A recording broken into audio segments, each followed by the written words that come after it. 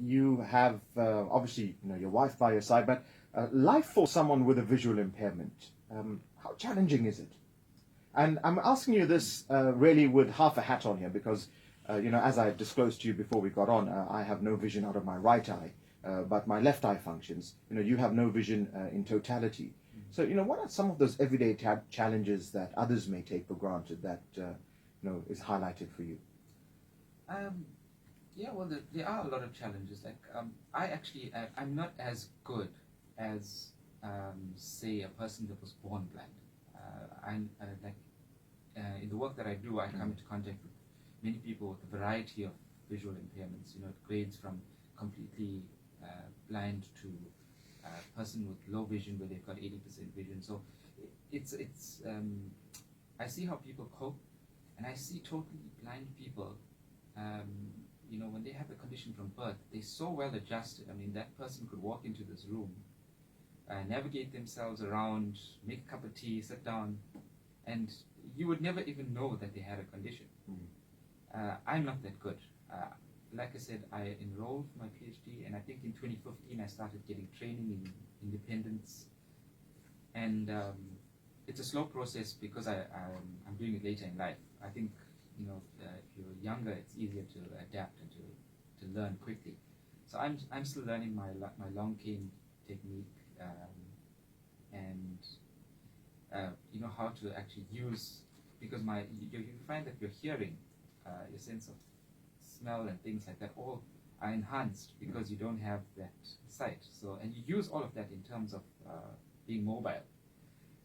Like when you're walking, like when I go to campus, I walk on my own from venue to venue. Right.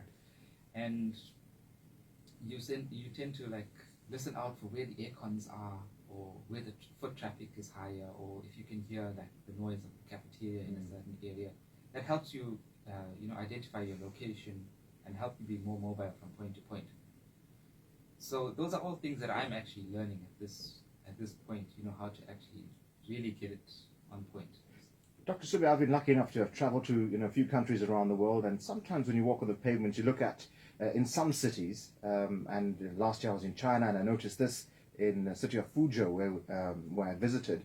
In the middle of these concrete pavements, they would have these guides, which ordinarily would look like nice patterns on a pavement, but those guides were there so if someone has a visual impairment and they're using their long cane, will literally guide them along and would help them navigate left and right and go straight. We don't have that kind of infrastructure in South Africa. What would you like to see as someone who's visually impaired? For other South Africans who have similar challenges to you, what would you like to see introduced in our country to help those with visual impairments lead a more comfortable life?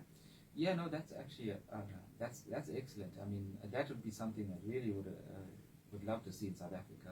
Obviously we have our own challenges with infrastructure in the country, and things like getting things like that done it's really difficult, but it is happening slowly. We've at UKZN now, we've just set up disability lands, facilities with computers and software specifically catering to people with visual disabilities, right, and all other disabilities as well, physical disabilities as well.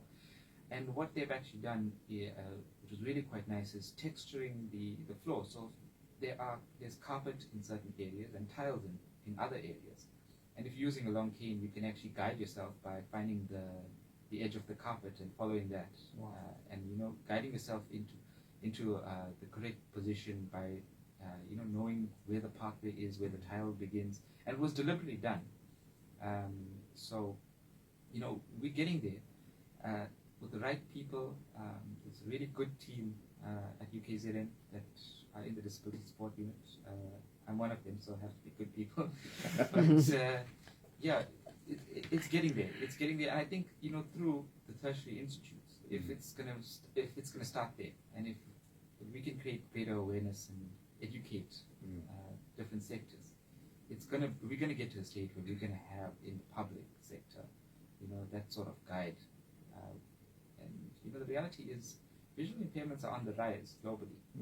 I think I saw a stat recently about 30 to 40 million people worldwide suffer from various levels of vision loss. And I think you'd agree with me. It's a case of less sympathy and more support, right? Because you don't want someone to say, oh, there goes someone with a long cane shame. Look at that person. We really want to create awareness around those who are challenged with visual impairments. And we also want, businesses, our schools, our hospitals. You and your wife were telling me you guys even go to the cinema, to watch movies. And some people are saying, well, what is Ashley going to the cinema to watch a movie? And, sometimes almost borders on ignorance, Dr. Subbiah. Yeah, we face that on a daily basis. People tend to believe that if you have a disability, you are sitting at home and doing nothing. And that's a major challenge. I chatted to one of the senior members of staff, and they mentioned to me, like in 2009, 2008, you had only about 12 disabled students at UKZN. And we at this stage, we have about 560 plus. Wow. So, people are becoming more aware, but we have a student population of about 44,000. So it's still a small community, and there is a lot of stigma issues that are still prevalent. Yeah.